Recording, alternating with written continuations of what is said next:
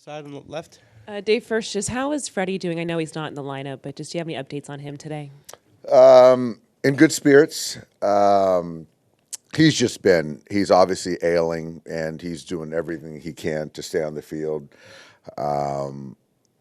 With the back-to-back games and one tomorrow, just trying to make a decision on what puts him in the best position for the games going forward. And just tonight seemed easy. Obviously, he wants to be in there, but I think having him not make this start, run out there on and off the field, but be ready for a big spot tonight made a lot of sense. And then with Gavin Lux, I know he's been dealing with a little bit of that hip flexor here and there, but was today's decision mostly off just facing a lefty on the mound, or did it have anything to do? I think it was combo. He's had some starts versus left-handed pitching. Quintana's been really tough on lefties, putting them on the ground, the strikeout rates and stuff like that. So that's one part of it. Also, with the leg, just kind of trying to give him an extra day to recover, but also have him available if need be late. Okay, stay on the left there, Jack. Did you guys decide with Freddie like earlier today or even last night that he wouldn't play, or was it after he got here and started going through stuff? I reached out last night. I gave him a call last night just so he could kind of, if we decided to give him today, I wanted him to take full advantage of not, when he put his head on the pillow, that no, he wasn't going to be in there tomorrow. Yeah. Did it look like he was laboring a little bit more at the end of last night's game? It did. Yeah. It did. And it's quite a jaunt from the first base dugout to first base here. But so, no, I saw it, and it's the right decision. Okay, over here on the right, Pete, first row. Hi, Dave. You mentioned last night with his home run, it was important for Shohei to build some confidence. Just how would you sum up or assess his first postseason so far? I think he's performing well. I think I'm excited for him. I think the moment isn't too big. I think that you've seen other superstars in years past, their first postseason, you can see them trying too hard. I don't see that with Shohei, but I will say that homer last night I thought was really good to see, I think, for him. And just how would you kind of describe, I know we've asked you a bit about the disparity between him hitting with men on base versus otherwise. Do you think there's anything you analyze with that? Or I don't. I do think that there's I don't think there's a hitter that will say that when runners are in scoring position that they're not more focused. So I think that is a part of it. Yeah, I still like him in any spot, but yeah, I think there's a little bit of a focus part of it, but we still need him to get on base too. Okay, going to go in the back to Andy. Dave, just with Freddie, how did he respond to that phone call? I imagine that's not something he's heard a lot in his career, that he's not going to be playing the next day. It wasn't, well, he asked me if he was being benched. That's one thing. So he doesn't offer up days off. We all know, I know how much he's going through to stay on the field. And so I think that he understood that it's for his best interest to kind of not start tonight's game. But he took it like a professional. Okay, we're going to go over here to Barry in the front.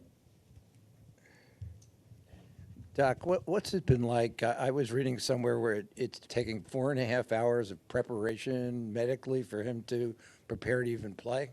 What's it been like to watch this and see what he's going through, the type of respect you have for a guy who won't let it go and wants to help the team? I don't think my respect could be any more for Freddie. To be quite frank, there is a lot that goes to it, but I don't really care to know all the details.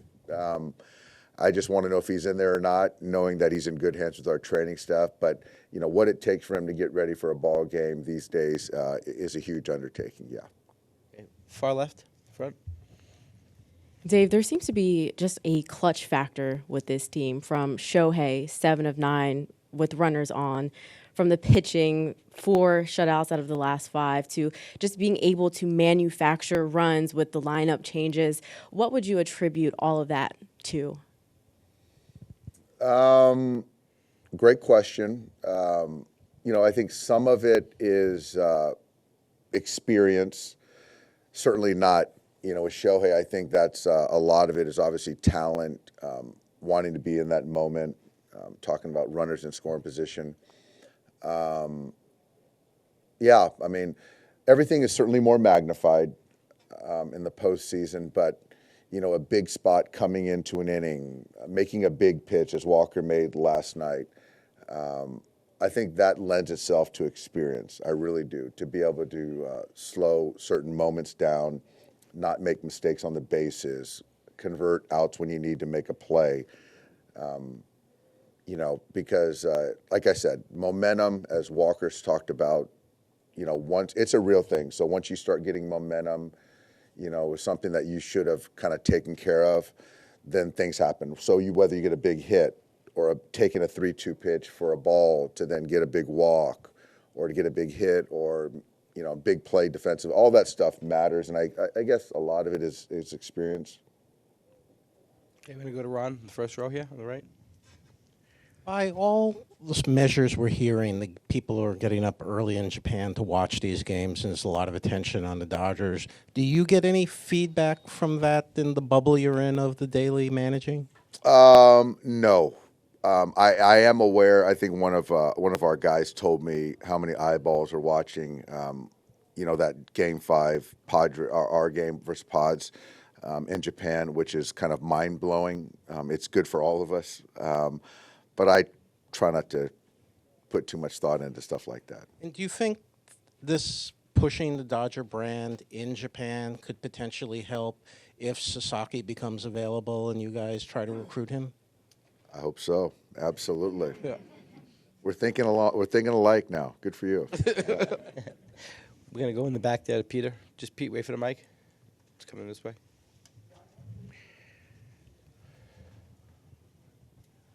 Dave, for a guy you got off waivers last year, what's Ryan Brazier done to be able to get into your confidence in games like this? He's been great. Yeah, exactly. Claimed him off waivers is kind of like last year we had Chris Martin, and he did a lot of big leverage stuff for us. And Brazier, I like him, neutral guy. He's not afraid of big spots. I like the fact that he's pitched in Boston because it's a tough market to pitch in, to play in. So that the moment's not going to be too big for him, and I trust him. So it just speaks to the front office has done a great job. There's a lot of waiver pickups. Shoot, Honeywell, we picked up Honeywell, and Kaspiris was 3 years away from being in college, and obviously the trade deadline acquisitions that we had. Those 3 guys have played huge roles, in this year's team. So collective effort, all of us in this organization. You're going to stay back there on the right, Jerry. Hey, Dave, back here. Dave? Oh, sorry. Today is the 20th anniversary of your stolen base against the Yankees in the ALCS. Has that come up with anybody today or this week? And do you rely upon the lessons you learned in that LCS about how playoff momentum can shift so quickly one way or the other? I did hear about it earlier. I didn't realize it. I found out later. It's time flies, as they say.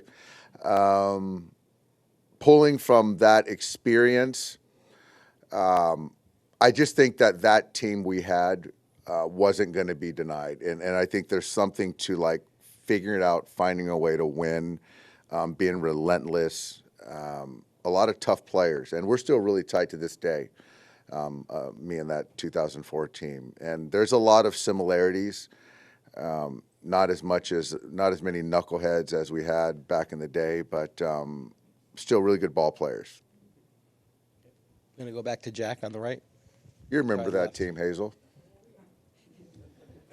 Dave, just with some of the leverage guys you used last night, like how comfortable are you using, whether it's Trinan or Kopech, like 3 days in a row, if that's how these next couple of games play out? Very comfortable.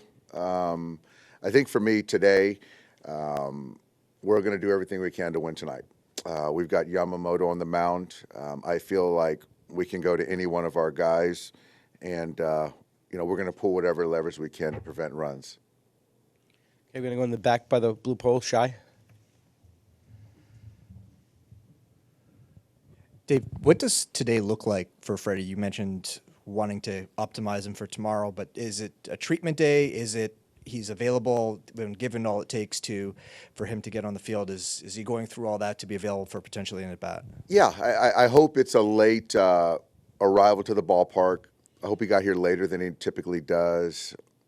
It's a late start to get his body going to, call it from the 5th inning on, be ready in a spot. So I think that that's something, as a player, when you're preparing for a game, there's anxiety that goes into like that next day. And so hopefully that kind of anxiety has kind of been tempered and just he can kind of lock in, from the 5th inning and beyond in a spot. Okay, straight back and back over there. Dave, I know you're mindful about Yamamoto's workload. Do you have any mindset on that for today's? You know what? Not really. I think that we've got a great floor foundation for Yoshinobu now. Pitching, I think, through 5 innings, 4 times, I think, something like that. So I really don't have any limitations relative to, I don't see him throwing 100 pitches tonight. But I feel that, if he's throwing the baseball well, I don't see any reason why he can't get into the 6th inning. You're going to go Jay in the middle. Max Muncy had a big game last night. What have you seen from him so far since coming back from his injury, and what has he meant to this lineup? Well, he means a lot. It's a left-handed bat that can slug. He really controls the zone well. Obviously, with Freddie in his situation, to be able to kick him back over to first base adds the versatility part of the defense. Last night was a clinic in how you conduct at bats. I don't think he swung at a ball all last night, which is pretty remarkable. I thought that the hit in game 1 was really big for Max in the sense that it was a 2-out hit, and he showed the willingness to shorten up his swing, to drive in a run and not really try to go for an extra base hit because we didn't need one at that time. And case in point, last night I thought he did a good job pulling his hands in on a cutter to get a base hit to right field, then ultimately hits a homer. But it's just the presence because, when he's in the lineup, he's a threat, and that matters. Okay, I'm going to take one more. Last one right here, Bill. Gonna come over here. Yeah.